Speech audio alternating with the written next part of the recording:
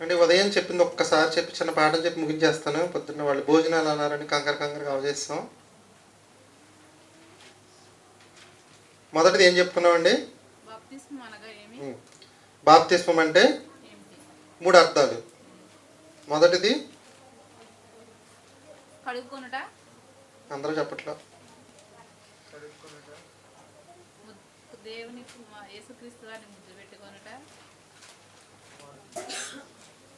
మొదటిది కడుగుకొనుట. ఏం కడుగుకొనుట? పాపములను కడుక్కొనుట. రెండవది కుమారుణ్ణి ముద్దు పెట్టుకొనుట. మూడవది పైనుంచి జన్మించుట. పైనుంచి జన్మించుట అంటే మామూలుగా మనం తల్లి గర్భంలో జన్మించేసాం. మళ్ళీ తల్లి గర్భంలోకి వెళ్ళి జన్మించడం అనేది అవదు. కుదిరిద్దా? కుదరదు. మరి కొత్తగా జన్మించుట లేదా పైనుంచి జన్మించుట అంటే బాప్తిస్మం ద్వారా మరణించి నీటిలో సమాధి చేయబడి వెంటనే తిరిగి లేవడమే పైనుంచి జన్మించడం. పైనుంచి జన్మించడం అంటే ఏంటి? బాప్తిస్మం తీసుకోవడమే పైనుంచి జన్మించడం. అర్థమైంది? అర్థం లేదు మీకు? మా కోడిసి అటు ఇటు తలకాయ.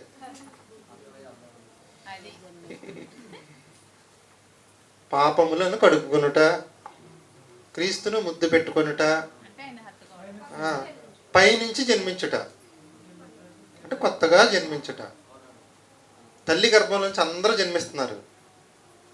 మరి బాప్తిస్మం ద్వారా కొత్తగా జన్మించడం అంటే మరణముంది సమాధి చేయబడి తిరిగి లేవడమే తిరిగి జన్మించడం, కొత్తగా జన్మించడం, పైనుంచి జన్మించడం. ఏమంటే మీరు రక్షణ పొందారని అడుగుతారు ఎవరన్నా? ఏమడగాలి అసలు? రూల్ అయితే పాపాలు కడుక్కున్నారని అడగాలి, బాప్తిస్మం తీసుకున్నారా అని అడగాలి, పైనుంచి జన్మించారా లేదా కొత్తగా జన్మించారా అని అడగాలి, కుమారుణ్ణి ముద్దు పెట్టుకున్నారా అని అడగాలి. ఓకేనా? రెండోది ఏం చెప్పా మీకు? బాప్తిస్మానికి ముందు చేయవలసినవి. మొదటిది నమ్మాలి. ఏమి నమ్మాలి? యేసుక్రీస్తు మరణించి తిరిగి లేచాడని నమ్మాలి. నేను కూడా మరణించిన తర్వాత తిరిగి పరలోకానికి వెళ్తానని నమ్మాలి. రెండోది మారు మనసు. ఇప్పటి వరకు మనం వెళ్ళే దేవుడు కాదని, ఈయన మాత్రమే దేవుడని మనసు ఇటువైపుకి మార్చుకోవటం. మూడవది నా పాపంలోని క్షమించమని దేవునికి ప్రార్థన. బాప్తిస్మానికి ముందు చేయవలసింది. ఈ ప్రార్థన చేసే సమయానికి దేవుడికున్న బలహీనత చెప్పాక మీకు. ఎప్పుడైతే ప్రార్థన చేసామో ఇక ఆయన మనకు చేయాలనుకున్న కీడు నుంచి ఏం చేస్తాడంటే తొలగిపోతాడు. ఆయన తొలగిపోయి మన కీడు రాకుండా చేస్తాడు. ఇలా బాప్తిస్మం గురించి ఎన్ని పాఠాలు నేను చెప్పాను మీకు? అందున్నాయండి. ఒక్క పాఠం మాత్రమే చెప్పి ముగించేస్తాను. ఈరోజు కొరింథీయులకు రాసిన మొదటి పత్రిక 10వ అధ్యాయం 1వ వచనం. దీంట్లో ఉన్న చిన్న విషయాన్ని చెప్పి ముగించేస్తాను. కొరింథీయులకు రాసిన మొదటి పత్రిక 10వ అధ్యాయం 1వ వచనం. జాగ్రత్తగా వినండి. ఎవరితో మాట్లాడుతున్నారు? పౌలు గారు క్రైస్తవులతో మాట్లాడుతున్నారు. పౌలు గారు క్రైస్తవులతో మాట్లాడుతున్నారు. సహోదరులారా, ఈ సంగతి మీకు తెలియకుండా నాకు ఇష్టము లేదు. రాసింది ఈయనే, అయినా రాయించింది పరిశుద్ధాత్ముడు. దేవుడు చెప్పమనగా పరిశుద్ధాత్ముడు రాయించాడు. కొరింథీలో ఉన్న సంఘానికి ఒక సంగతి తెలియకుండా ఉండటం ఆయనకి ఇష్టం లేదండి. ఇక్కడ కూర్చున్న మనందరికి కూడా ఈ సంగతి తెలియాలో వద్దా? అందుకనే మన బైబిల్ గ్రంథం ఇప్పుడు ఏం సంగతి అంట? సహోదరులారా, ఈ సంగతి మీకు తెలియకుండా నాకు ఇష్టము లేదు. ఇక్కడ ఏదో విషయం ఉందంటండి. ఒక్కసారి 4 వచనాల వరకు చదవండి. ఒకసారి అందరూ ఎవరికి వాళ్ళు చదివేసుకోండి. పోనీ ఒకళ్ళు చదవండి. అదేదనగా మన పితరులందరూ మేఘము కింద నుండి వారందరూ సముద్రంలో నడిచిపోయిరి. అందరూ మోషేని బట్టి మేఘంలోను సముద్రంలోను బాప్తిస్మం పొందిరి. అందరూ ఒకే ఆహారం భుజించిరి, ఒకే పానము చేసిరి. ఏలయనగా తమ్ముని వెంబడించిన ఆత్మ సంబంధమైన బండలోనిది త్రాగిరి. ఆ బండ క్రీస్తు. దీంట్లో మనకు తెలియని విషయం ఏముంది? తెలుసుగా మనకు బండ క్రీస్తని ఎప్పుడో చెప్పుకున్నాం మనం. అది ఈరోజు మనం చెప్పుకుని ముగించేసుకున్నాం. ఒకసారి మళ్ళీ ఆలోచించండి సహోదరులారా, ఈ సంగతి మీకు తెలియకుండా నాకు ఇష్టము లేదు. అది ఏమనగా మన పితరులందరూ మేఘము కింద నుండిరి, వారందరూ సముద్రములో నడిచిపోయిరి, అందరూ మోషేని బట్టి మేఘములోను సముద్రంలోను బాప్తిస్మం పొందిరి, అందరూ ఒకే ఆహారం భుజించరు, అందరూ ఒకే పానము చేసిరి, ఎలా వెనక తమ్మును వెంబడించిన ఆత్మ సంబంధమైన బండలోనిదే త్రాగిరి, ఆ బండ క్రీస్తే. ఈ సంగతులు సంఘమునకు తెలియాలంట. ఏం తెలియాలనుకున్నాడో నేను చెప్తాను వినండి. వాస్తవానికి ఈరోజు మనం బాప్తిస్మం ఇచ్చాం, కానీ దేవుడు కూడా ఆ మనిషికి అదే టైంలో బాప్తిస్మం ఇచ్చేసాడు. తెలుసా మీకు? ఇది బాప్తిస్మం తర్వాత చెప్పవలసిన పాఠం ఇప్పుడు చెప్తున్నానండి. మనం ఒక మనిషికి నీళ్ళల్లో బాప్తిస్మం ఇచ్చాం. అదే టైంలో మనకు తెలియకుండా దేవుడు ఒక బాప్తిస్మం ఇచ్చేశాడు. మనతో పాటు అక్కడికి వచ్చాడు. మనం ఎలాగైతే నీళ్ళలో ముంచి లేపామో ఆయన కూడా ఒక బాప్తిస్మాన్ని ఇచ్చేశాడు. అది మనం ఈరోజు నేర్చుకుందాం. ముందుకెళ్దాం. ఒకసారి చూడండి మళ్ళీ. ఈ సంగతి మీకు తెలియకుండా నాకు ఇష్టము లేదు. ఏ సంగతి అంట? అదేమనగా కూడా ఇచ్చేసాడు. చూడండి అక్కడ ఎంత క్లారిటీకి ఇచ్చాడు. అదేమనగా వీరు అంటే ఇజ్రాయేలీలు. ఇజ్రాయేల్ గురించి ఒక చిన్న మొక్క చెప్తాను మీకు. ఒకసారి కృష్ణ చెప్పింది. ఇప్పుడు సంఘమునకు ఏం తెలియజేయాలనుకుంటున్నాడంటే, ఐగుప్తులో 430 సంవత్సరాలు ఇజ్రాయేలీలు బానిసలుగా ఉండి చాలా భారమైన బరువైన పనులు చేస్తూ రాత్రి ఇంటికి వచ్చి దేవుడికి మొరపెట్టేవాళ్ళంట. ఎన్ని సంవత్సరాలు మొరపెట్టారండి? నాకు సంతానం కావాలని అబ్రహం ఎన్ని సంవత్సరాలు మొరపెట్టాడు? పెళ్ళైన తర్వాత నుంచి లెక్కేసుకుంటే సుమారు 80 సంవత్సరాలు మొరపెట్టాడంటండి. ఈయన భక్తిహీనుడా భక్తుడా? విశ్వాసులకు తండ్రి. ఆఖరికి వాళ్ళ ఆవిడ ఇక నాకు పుట్టరు, నాకు గర్భవాశయం కూడా మొత్తం ఉడికిలిపోతుందని ఏం చేసింది? మనం ఉదయం మీకు వీడియో కూడా వేయడం జరిగింది. దాసితో వెళ్ళమని చెప్పింది. ఎన్ని సంవత్సరాలండి? 430 సంవత్సరాలు మొరబెడితే దేవుడు మోషేని పుట్టించాడు. వీళ్ళని ఐగుప్తు నుంచి ఎక్కడికి నడిపించాలి? కనానుకు నడిపించాలి. ఇదంతా మీకు సింపుల్గా చెప్తున్నా. అప్పుడు మోషే గారు 10 అద్భుతాలు చేశారు. చివరిది పస్కా బలి ఇచ్చి 25 లక్షల మందిని ఐగుప్తు నుంచి కనానుకు తీసుకెళ్తున్నాడు. ఈ సంగతి మీకు తెలియకుండా నాకు ఇష్టం. దీంట్లో ఏదో ఉందంటండి, అది మీకు ఈరోజు చెప్తాను. 25 లక్షల మంది నడుచుకుంటూ వెళ్తే అసలు ఎలా ఉంటుందో చూడండి ఒకసారి. వాళ్ళు ఒక్కళ్ళే కాదు, వాళ్ళ సంపాదన, వాళ్ళు సంపాదించింది, వాళ్ళ పశువులు, గొర్రెలు, మేకలు, అసలు ఎలా ఉంటుందో చూడండి. అంత ప్రయాణమే. బయటికి వెళ్ళిన తర్వాత తీరా చూస్తే ఎర్ర సముద్రం అడ్డం వచ్చింది.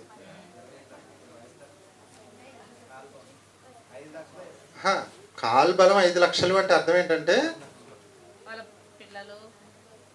మగవాళ్ళ సంఖ్య మాత్రమే చెప్పారు.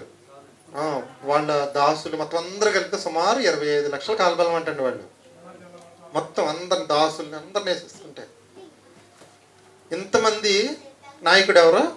మోషే. తీరా అక్కడికి వెళ్తే ఏమొచ్చింది? అడ్డం ఎర్ర సముద్రం. అందరిని వదిలేసిన తర్వాత ఫరోకి ఏమొచ్చిందంటే, ఇన్ని రోజులు వెట్టి చాకిరీ పనులను వీళ్ళు అందరూ చేశారు, ఇప్పుడు వీళ్ళని వదిలేస్తే ఈ పనులు ఎవరు చేస్తారని 600 రథాలనిచ్చి సైనికులు వాళ్ళని వెనక తోలుకురమ్మని పంపించాడు. 600 రథాలతో సైనికులు వచ్చారు. ఈ ఇజ్రాయేలీలు ఆ ఎర్ర సముద్రం తప్ప వేరే మార్గం లేదు దాటడానికి. అటువైపు నుంచి వాళ్ళు వచ్చేస్తున్నారు. ఇటువైపు నుంచి వెళ్దామంటే ఎర్ర సముద్రం అడ్డం వచ్చింది. ఏం చేశారు? మోషే గారు చెయ్యెత్తితే 2 పాయలు అయింది. వాళ్ళు అవతలకి వెళ్ళిపోయారు. మిగిలిన ఐగుప్తులు అక్కడ వరకు వచ్చి లోనకు వచ్చారు. చెయ్యి దింపంగానే సముద్రం వాళ్ళని ముంచేసింది. ఇదంతా మనకు తెలిసిందే. తెలియవలసింది ఏంటో తెలుసుకుందాం. మొదటిది, ఐగుప్తు అనేది లోకము. గుర్తుంచుకోండి. ఇది అర్థమైతే మీకు పాఠం అర్థమైంది. ఐగుప్తు అనేది లోకము. ఫరో రాజు అనేవాడు సాతాను. ఐగుప్తు సైన్యం అనేది ఏంటంటే దురాత్మల సమూహాలు. ఇజ్రాయేలీలు ఎవరంటే ప్రస్తుతానికి ఉన్న మానవ జాతి. బాప్తిసం తీసుకున్న వాళ్ళందరి సంగతి చెప్తున్నా. ప్రస్తుతానికి మానవ జాతి. మోషే ఎవరంటే యేసుక్రీస్తు. మోషే ఎవరంటే యేసుక్రీస్తు. కనాను అంటే పరలోకం. వెరగై. ఐగుప్తు నుంచి కనానుకు ప్రయాణం, భూలోకము నుంచి పరలోకానికి ప్రయాణం. ఐగుప్తు నుంచి కనానుకు ప్రయాణానికి నాయకుడు ఎవరంటే మోషే. భూలోకం నుంచి పరలోకానికి ప్రయాణానికి నాయకుడు ఎవరంటే యేసుక్రీస్తు. ఇది మీకు తెలియాలి. ఇది తెలుసండి మాకు అని అంటారా? ఇజ్రాయేలీలు ఎలా బయలుదేరని చెప్పిన పొద్దున మీకు మొదట పస్కా బలిచ్చి మారు మనసు పొందే బయలుదేరారు. వాళ్ళందరూ కూడా ఎర్ర సముద్రాన్ని దాటకపోతే ఏమవుతుందో చెప్పండి. చనిపోతారు. అపవాది చేతిలో దురాత్మ సమూహం వాళ్ళని పట్టుకొనింది. బాప్తిసం తీసుకున్న వాళ్ళందరూ చచ్చిపోతున్నారేంటి? ఊళ్ళో లోకంలో కలిసిపోతారు. తిరిగి ఆ పాప దాస్యంలోనికి ఇజ్రాయేలీలు ఆనాడు ఎర్ర సముద్రాన్ని దాటపోతే సైనికులు వచ్చారు కాబట్టి మళ్ళీ వెనక్కి వెళ్ళిపోయి అదే దాస్యంలో ఉండిపోతారు. బాప్తిసం తీసుకొని ప్రతి వాళ్ళు కూడా పాపం అనే దాస్యంలో, సాతాను చెప్పు చేతల్లో, సాతాను సైన్యం యొక్క చెప్పు చేతల్లో స్వతంత్రం అనేది లేకుండా బానిసత్వపు బతుకులో బతకడం అనేది జరుగుతుంది. ఇప్పుడు వాళ్ళందరూ కూడా దాటకపోతే పరిస్థితి ఏంటంటే బానిసలుగా మారిపోతారు. మనం కూడా బాప్తిసం పొందకపోతే పాపానికి బానిసలుగా బ్రతుకుతూనే ఉంటాం. అక్కడ ఇప్పుడు చదవండి. అదేమనగా ఈ సంగతి మీకు తెలియకుండా నాకు ఇష్టము లేదు. అదేమనగా మేఘము క్రింద ఉండిరి. గుర్తుంచుకోండి, ఇక్కడి నుంచి జాగ్రత్తగా వినండి. వారందరూ సముద్రములో నడిచిపోయిరి. సరిపోతుంది. మేఘములోను సముద్రములోను. మేఘం అనేది ఎక్కడ ఉంటది? సముద్రం అనేది ఎక్కడ ఉంటది? దేనికి సాదృశ్యం మేఘం? దేనికి సాదృశ్యం సముద్రం?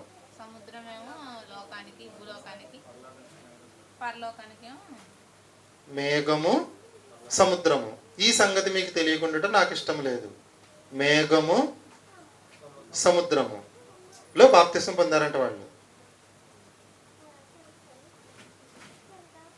వారు మేఘములోను సముద్రములోను నడిచిపోయేది. మేఘం దేనికి? సముద్రం దేనికి? మనం ఒక మనిషికి బాప్తిసం ఇచ్చినప్పుడు దేంట్లో ఇస్తాం? నీటిలో ఇస్తాం. నీటిలో ఇస్తాం. వీళ్ళందరూ సముద్రంలో నడిచి వెళ్ళిపోయారు. దాన్ని ఏమన్నాడు పేతురు పత్రికలో? బాప్తిసం అన్నాడు. మరి మేఘం దేనికి సాదృశ్యం?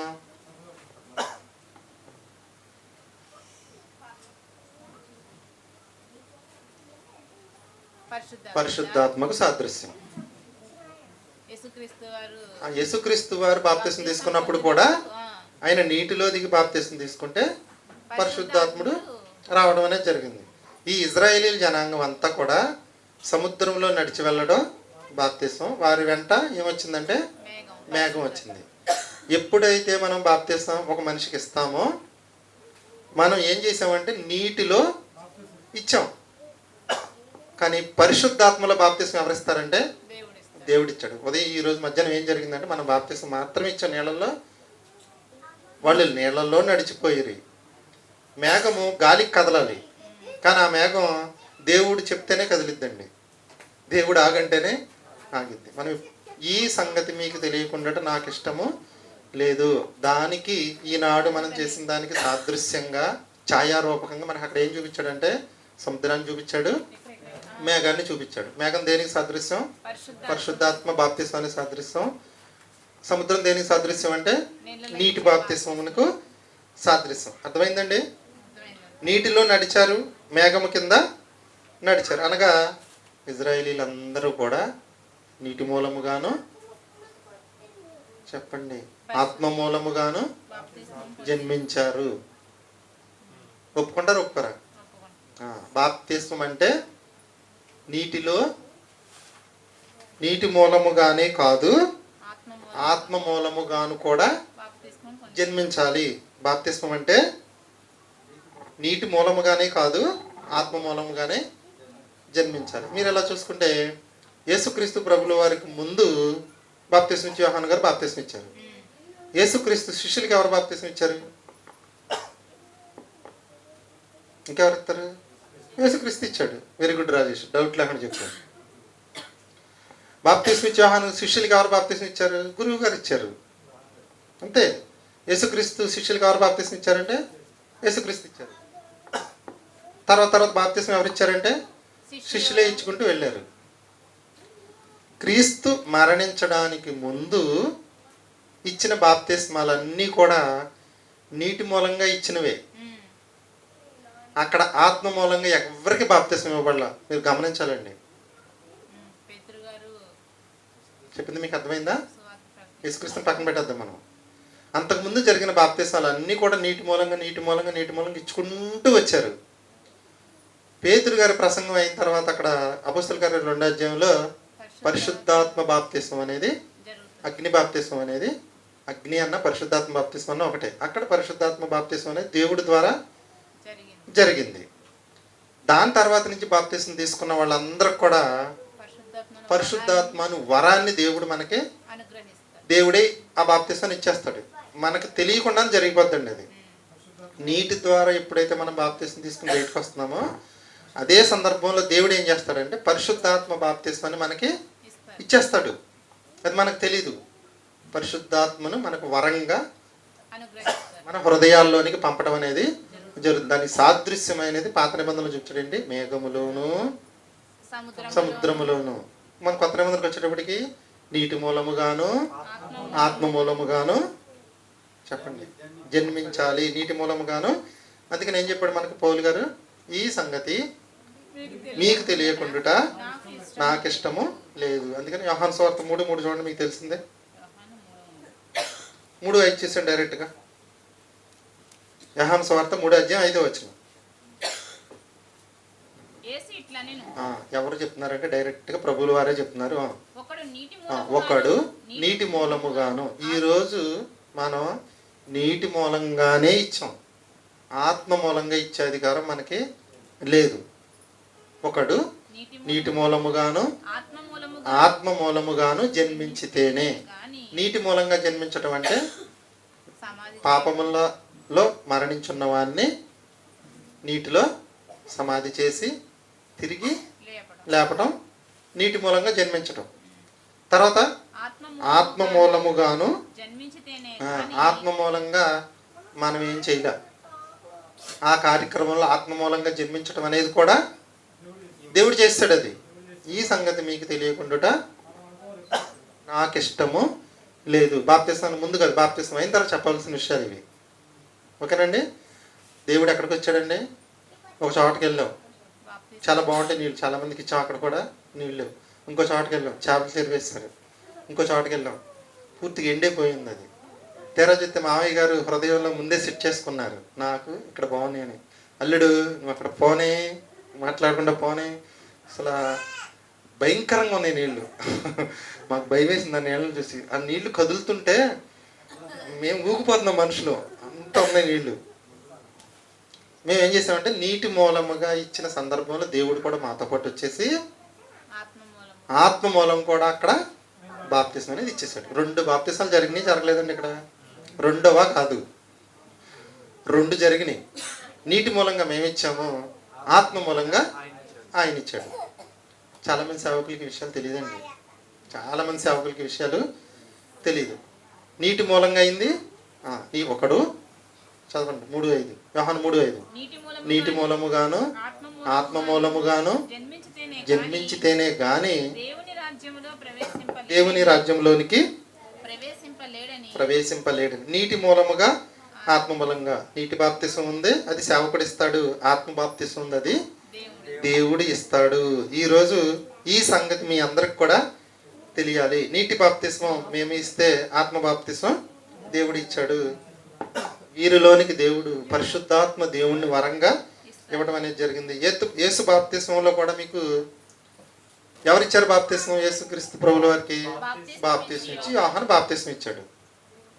అక్కడికి పరిశుద్ధాత్ముడు దిగాడు, పావురం రూపంలో దిగాడు. అక్కడ ఎన్ని బాప్తిస్మాలు అయిపోయినాయండి? నీటి మూలంగా అయిపోయింది, ఆత్మ మూలంగా అయిపోయింది.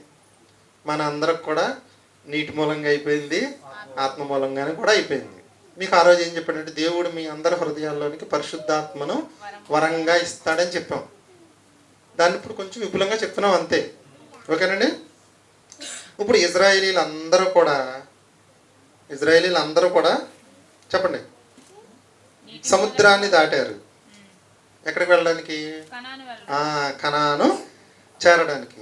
మరి మనం బాప్తిసం ఎందుకు పొందామంటే వెరీ గుడ్, లైన్లోనే ఉన్నారు. వాళ్ళు సముద్రాన్ని ఎందుకు దాటారు అంటే కనానికి వెళ్ళడానికి. మనం బాప్తిసం ఎందుకు తీసుకున్నాము అంటే పరలోకానికి వెళ్ళడానికి. మరి కనానుకి వాళ్ళు వెళ్ళడానికి ఐగుప్తు నుంచి బయలుదేరి వచ్చిన మోషే నాయకత్వంలో వచ్చిన వాళ్ళు ఎర్ర సముద్రాన్ని ఎన్నిసార్లు దాటారు? జాగ్రత్తగా ఆలోచించి చెప్పండి. ఒకసారా, రెండు సార్లు?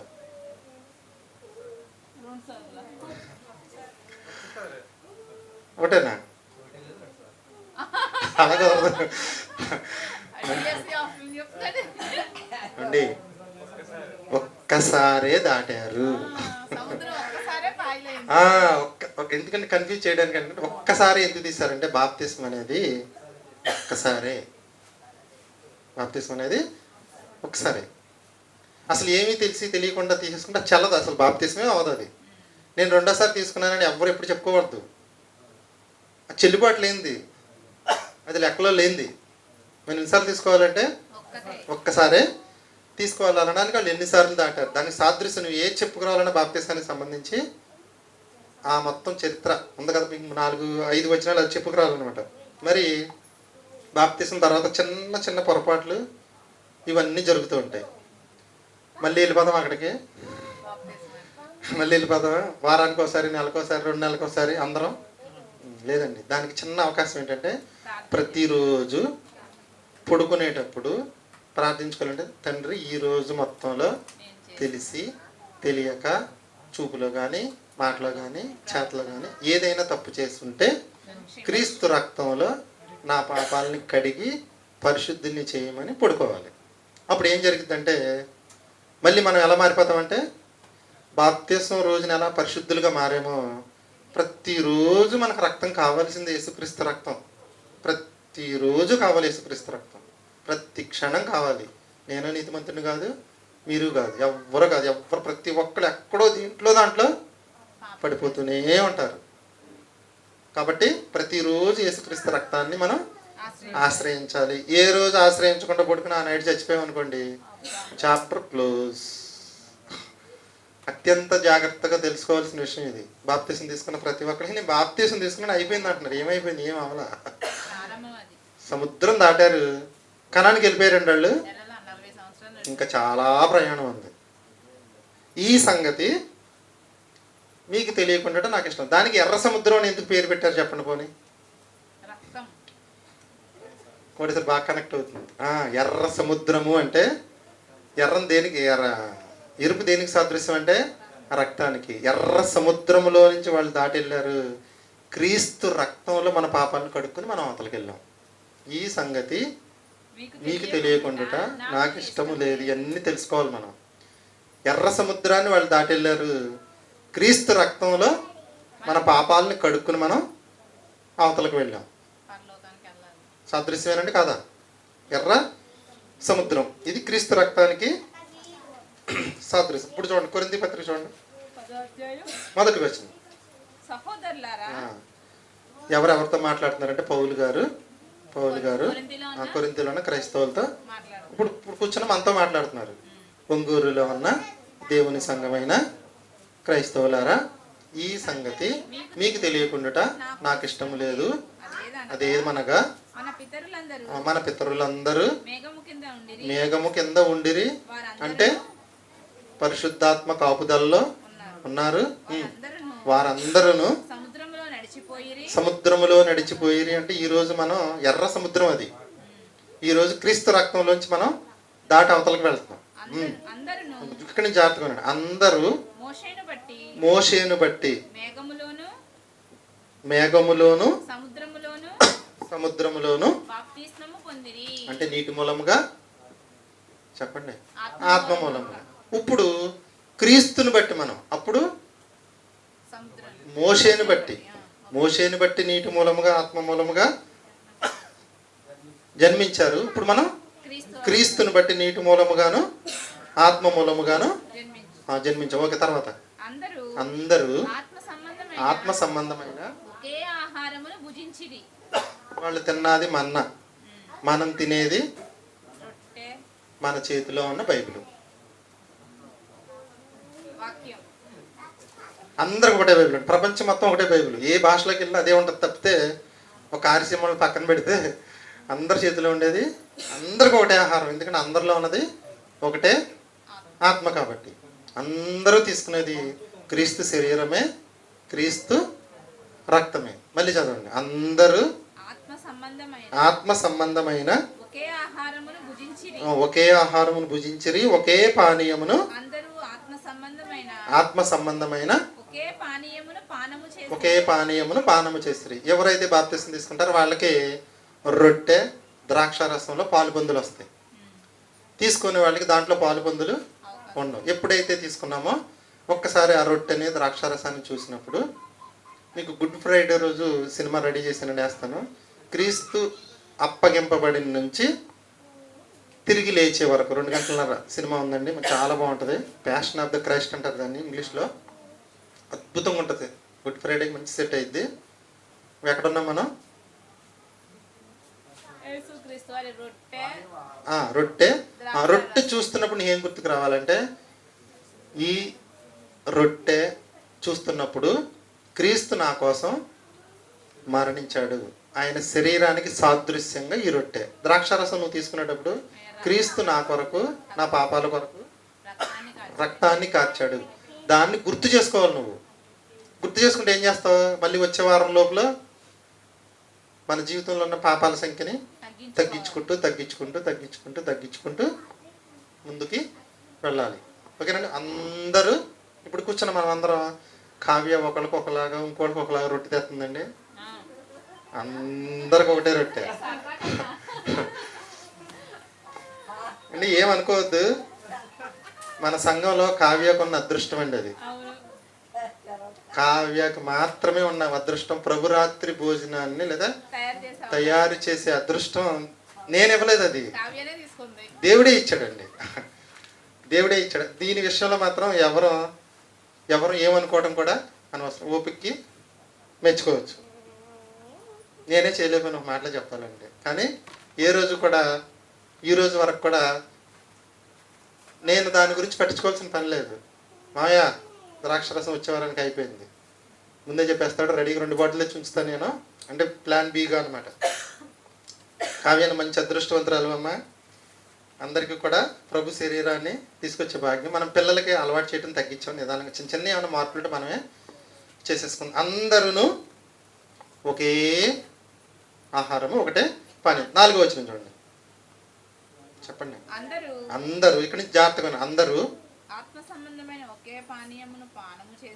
పానము చేసి ఇక్కడ వరకు అయిపోయింది. కొంచెం జాగ్రత్తగా, ఏలయనగా తమ్మును వెంబడించిన ఆత్మ సంబంధమైన బండలోనిది. మాట కొంచెం ఆలోచించండి అందరూ. తమ్మును వెంబడించిన ఆత్మ సంబంధమైన బండలోనిది త్రాగిరి. తమ్మును వెంబడించిన బండ అంటే అర్థం ఏంటి?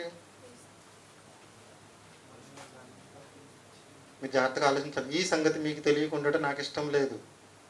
తమ్మును వెంబడించిన బండ, ఏ బండ అయినా మనుషులను వెంబడిస్తుందా? ఏ బాబు గారు? వెంబడించుదా? నా నీడ నన్ను వెంబడిస్తుంది. ఇక్కడ ఏం చెప్పాడంటే,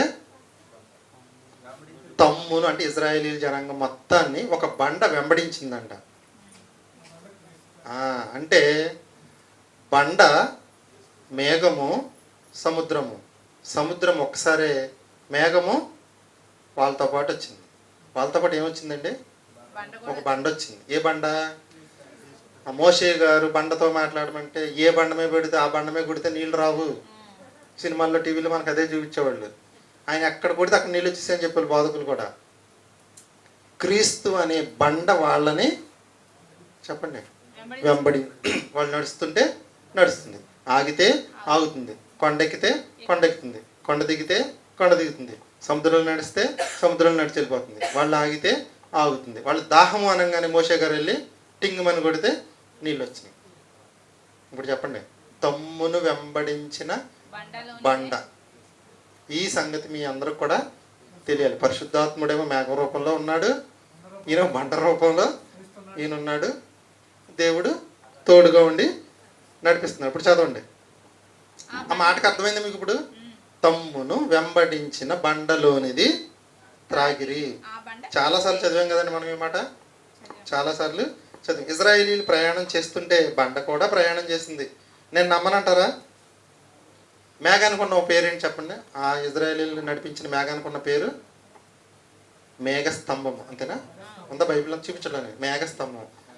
మేఘం ఎక్కడైనా స్తంభం లాగా ఉంటుందా? మరి అది నమ్మినప్పుడు ఇది కూడా నమ్మాలి. అది బైబిల్లో నమ్మారు కదా, అది ఎప్పటి నుంచో చదివారు కాబట్టి నమ్మారు. ఇది ఇప్పుడే చదివారు కాబట్టి నమ్మలేకపోతున్నారా? వెంబడించిన బండ మేఘ స్తంభము, స్తంభము లాంటి మేఘం అనమాట అది. ఇది వెంబడించే బండ. ఇద్దరు కుమారులు ఉన్నారా జనాంగానికి? తోడుగానే ఉన్నారు. మేఘ స్తంభం అన్నాడు, స్తంభం ఉండదు. అలాగే బండ అన్నారు, బండ కూడా వెంబడించదు. ఎర్ర సముద్రం దాటిపోతున్నాం, బాప్తిస్మం తీసుకున్నారు. ఎప్పుడైతే ఎర్ర సముద్రం దాటారో వాళ్ళు స్వతంత్రులు అయ్యారండి. మీకు తెలుసా? అప్పటి వరకు బానిసత్వం అంటే ఎంత భయంకరమైన పని అంటే అంత భయంకరమైన పని. ఎప్పుడైతే మనం బాప్తిస్మం తీసుకుని క్రీస్తులోనికి వచ్చామో ఆల్ ఫ్రీ, హ్యాపీగా ఉండొచ్చు. చాలా స్వతంత్రం మనకి. ఇంకా మన చర్చిలో ఉన్న ఇంకా అదృష్టం ఏంటంటే ఇంకా స్వతంత్రంగా ఉండొచ్చు. బోధకుని బాధలు ఉండవు మనకి.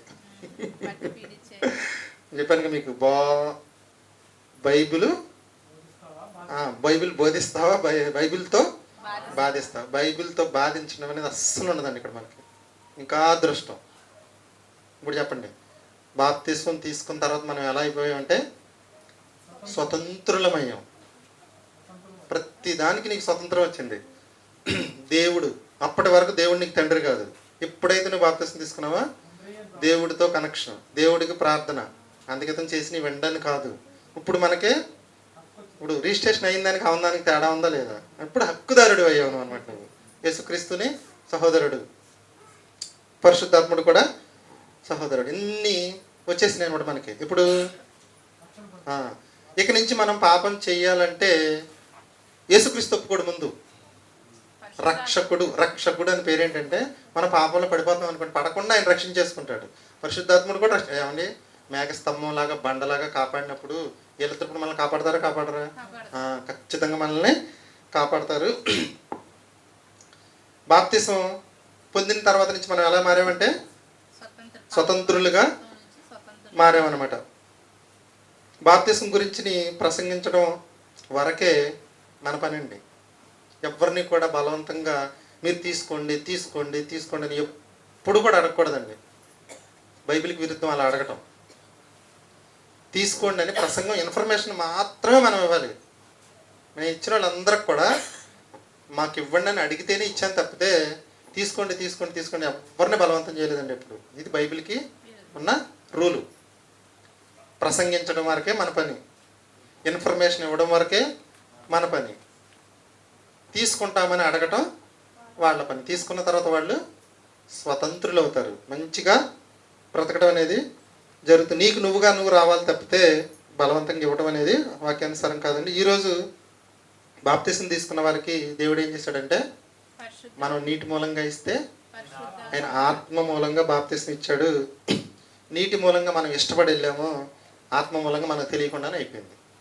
ఆత్మ మూలంగా అనేది మనకు తెలియకుండానే అయిపోయింది. ఇజ్రాయేలీలు అందరూ ఎర్ర సముద్రం దాటగానే కనానులోకి వెళ్ళిపోయారండి. ఇజ్రాయేలీలు అందరూ ఎర్ర సముద్రం దాటగానే కనానులోకి వెళ్ళిపోయారా? వెళ్ళలా. అలాగే మన బాప్తిస్మం తీసుకోగానే పరలోకం వెళ్ళిపోం. ప్రయాణం ఉంది. మన మరణ దినం వరకు లేదా క్రీస్తు రెండో రాకడ వరకు మనం ప్రయాణిస్తూనే ఉండాలి. ఆ ప్రయాణంలో వాళ్ళు తప్పులు చేసి చాలా మంది చనిపోయారు. కాబట్టి ఈ టైంలో మనం తప్పులు చేసినా మనల్ని చంపేస్తాడు. అంటే నరకంలో బాప్తిసం తీసేసుకున్నాం కదా మనకి ఏం అవ్వదని చాలామంది విసిగిపోతున్నారు. ఏం కుదరదు. బాప్తిసం తీసుకున్న తర్వాత ఇంకా పరిశుద్ధంగా ముందుకు జీవితాన్ని కొనసాగించాలి.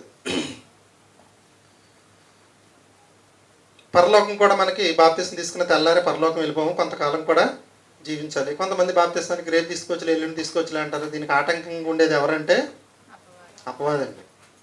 అపవాదం ఏమంటుంది, రేపు తీసుకుంది కానీ, వచ్చే సంవత్సరం తీసుకుంది కానీ, పై వచ్చే ఏం చేస్తుందంటే ఈ లోపల అయిపోద్ది మన జీవితం. ఒకవేళ చనిపోతే అయిపోయినట్టే. ఈ రోజు నుంచి మీ అందరికీ తెలుసు ఎల్ఐసి గురించి మీకు తెలుసు అండి. ₹1,00,00,000 ఎల్ఐసి అండి, టాటా ఓడిదండి, మంచి కంపెనీ అండి అని కట్టించేస్తున్నారు. టాటా ₹1,00,00,000 వస్తాయండి. మీ పిల్లలకి మీరు ఎకరాలు ఏమి సంపాదించక్కర్లేదు, ఒక్క ఎల్ఐసి కట్టారంటే 15 సంవత్సరాలు మీకు ₹1,00,00,000 వస్తాయని కట్టిస్తున్నారు. కట్టిన తెల్లారి నుంచి మనకు భరోసా ఉంటుంది. తెలిసేంటి, నేను చెత్త కోటి వస్తాయి ఉంటుంది భరోసా. ఇప్పుడు కూడా బాబు తీసుకున్న తర్వాత పొరపాటున మనం చచ్చిపోతే చక్కగా స్వర్గానికి వెళ్ళిపోతాం. అంటే ప్రస్తుతానికి పరదేశికి వెళ్తాం, క్రీస్తు 2 రకాల స్వర్గానికి వెళ్తాం. అంటే ఎంత సెక్యూరిటీ వచ్చింది చూడండి. ఎల్ఐసి ఓడైనా ఎగ్గొట్టొచ్చండి. ఎలా ఎగ్గొడతాడు చెప్పండి ఎల్ఐసి ఓడు? ఎల్ఐసి ఓడు ఎలా ఎగ్గొడతాడు? ప్రకృతి వైపరీత్యాల వల్ల చచ్చిపోతే ఇవ్వడాడు. కానీ ఈయన ఏమీ ఉండదు. ఇంత సెక్యూరిటీ అనమాట. మరి కొత్తగా పుట్టిన పిల్లలకు లేదా కొత్తగా జన్మించిన వారికి ఏమేమి కావాలండి? ఫస్ట్ పాలు కావాలి. బాగా చెప్పారు బాబు గారు. 1 పేతురు పత్రిక 2:3 ముగించేసుకుందాం.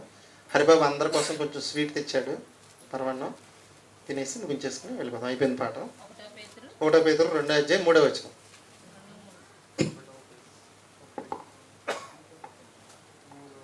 2:3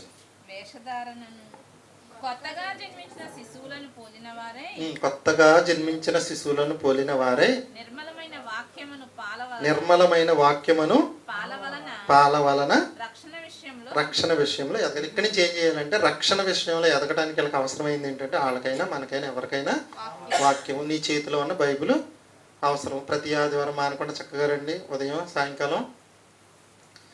నేను ఎప్పుడు కూడా ఎవరిని కండిషన్ పెట్టనండి. ఇక్కడికి వచ్చేవాళ్ళు ఎవరో కూడా ఏ చర్చికి వెళ్ళొద్దని ఎప్పుడు చెప్పను. మీకు ఎక్కడ కావాలంటే అక్కడికి వెళ్ళిపోవచ్చు. ఇంతకు మించి బాగా చెప్పేవాళ్ళు ఉంటే దయచేసి చర్చి కూడా మానేసేమని చెప్తా. మానేసి అక్కడికి వెళ్ళిపోయి చక్కగా నేర్చుకోండి. లేదు ఇక్కడే బాగా చెప్తున్నాం అనుకోండి, ఇంకెక్కడికి వెళ్ళటం అనవసరం. అది మీ ఇష్టం. బలవంతం ఏమీ లేదండి. ఓకేనా? బలవంతం ఏమీ లేదు. ఇప్పుడు రొట్టె, ద్రాక్షారసం ఆయన శరీరం, ఆయన యొక్క రక్తం తీసుకునేటప్పుడు ఏం గుర్తుండాలి? మన కోసం క్రీస్తు మరణించాడు, మన కోసం రక్తాన్ని కార్చాడు అని మనం జ్ఞాపకం ఉంచుకోవాలి. చిన్నపిల్లలు వస్తుంటారు, మన చిన్నపిల్లలు, నువ్వు ఎందుకు తీసుకున్నావు రొట్టి, నువ్వు ఎందుకు తీసుకున్నావు ద్రాక్షారసం అని అడుగుతుంటారు. అప్పుడు అది మనకు చెప్పాలి. ఏం చెప్పాలి? క్రీస్తు నా కోసం చనిపోయాడు, తిరిగి లేచాడు, ఆయన రక్తాన్ని నా కోసం కార్చాడని చెప్పాలన్నమాట. ఓకేనండి? కాస్త మీ అందరి సహాయం నాకు కావాలి. ఏంటంటే ఇద్దరు కూడా అక్క మామయ్య ఇద్దరు బాప్తిసం ఇంత స్పీడ్గా తీసుకుంటారని అనుకోలేదు. అంతా కూడా దేవుని యొక్క వరం. కుటుంబంలో అబ్బాయి ఉన్నాడు, అమ్మాయి ఉంది. తెలుసు మీకు. ఇద్దరు పెళ్లి వయసుకు వచ్చారు, ప్లస్ ఉద్యోగం వయసుకు కూడా వచ్చారు. కుటుంబంలో ఉన్న వాళ్ళకి కలతలు నలతలు ఉన్న సంఘం మొత్తం కలిసి ఒక్క 5 నిమిషాలు ఆయన కోసం ఎవరికి వాళ్ళుగా పర్సనల్గా పిల్లలందరూ నోరు మూయించండి. ఒక 5 నిమిషాలు మీకు మీరుగా చేయండి, నాకు నేనుగా చేస్తే వారికి వారిగా చేసుకుంటారు. కుటుంబం కోసం అందరం కలిసి ప్రార్థన చేద్దాం. ప్రార్థన అయిన తర్వాత రొట్టె ద్రాక్షారసం తీసుకుని గురించుకుని వచ్చు. ఎప్పుడైనా వచ్చు, తెచ్చేసాం, ఆల్రెడీ తెచ్చేసాం. ఒకసారి వాళ్ళిద్దరి కోసం వాళ్ళకి వాళ్ళు చేసుకుంటారు, మనకు మనంగా వాళ్ళ కుటుంబం కోసం ఒక్క 5 నిమిషాలు. పిల్లలు ఎవ్వరు కూడా మాట్లాడొద్దు. 5 నిమిషాలు కాదండి, 7 నిమిషాలు 8 నిమిషాలు అని చేసుకోవచ్చు, మీ ఇష్టం. నేను ప్రారంభిస్తున్నాను, మీరు కూడా ప్రారంభించి ఒకటే ఏమి ఏంటంటే వాళ్ళ కుటుంబం కోసం కొంచెం ప్రార్థన చేయండి. ఓకేనండి? స్టార్ట్.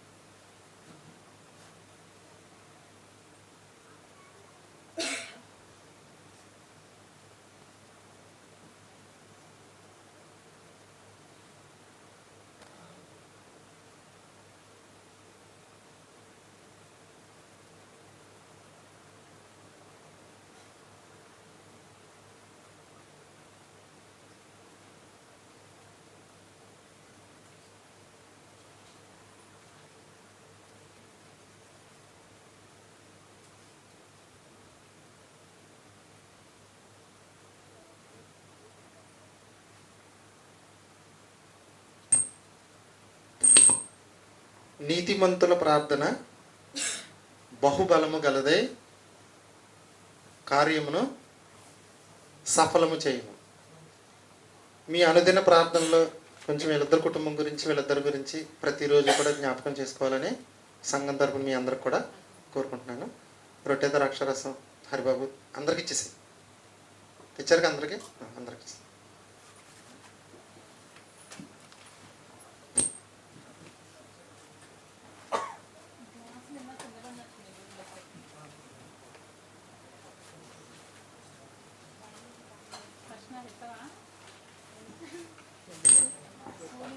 అంటే ఇలా చూస్తే మన బాప్తిస్వానికి సంబంధించి చాలా పాఠాలు ఉన్నాయి. కొన్ని రోజుల తర్వాత నేను ఏదైనా బుక్ ఒకటి రెడీ చేద్దాం అనుకుంటున్నాను. మళ్ళీ మనం మామూలుగా కంటిన్యూషన్ మనం ఏ పాఠాల్లో వెళ్తున్నాం ఆ పాఠాలు వెళ్ళిపోతాం. వచ్చే ఆదివారం ఎవరి టైం టేబుల్ వాళ్ళదే. 3వ ఆదివారం అండి 4 సర్వేశ్వర బాబు గారిది, రాజేష్ది, కోటీశ్వరిది పగలో, హరిబాబుది, ప్రసాద్ది, లక్ష్మీది సాయంకాలం. కాస్త మీ పాఠాలు మీరు చెప్పాలని కోరుకుంటున్నాను. వచ్చే ఆదివారం నాదండి. నేను కీర్తనలు చెప్దాం అనుకుంటున్నాను. దేవుడేమో క్రీస్తు సిలువలో పలికిన 7 మాటలు చెప్పమంటున్నాడు. మరి ఏం జరిగిద్దో చూద్దాం. పై వచ్చే ఆదివారం సంగతి చెప్తున్నాను. 5వ ఆదివారం నేను కీర్తనలు చెప్పాలని నేను నిర్ణయించుకున్నా. దేవుడు ఏమో నిర్ణయించుకున్నాడంటే క్రీస్తు సిలువలో పలికిన 7 మాటల గురించి చెప్పమంటున్నాడు. ఆ రోజుకి ఏదైతే అది చెప్తా.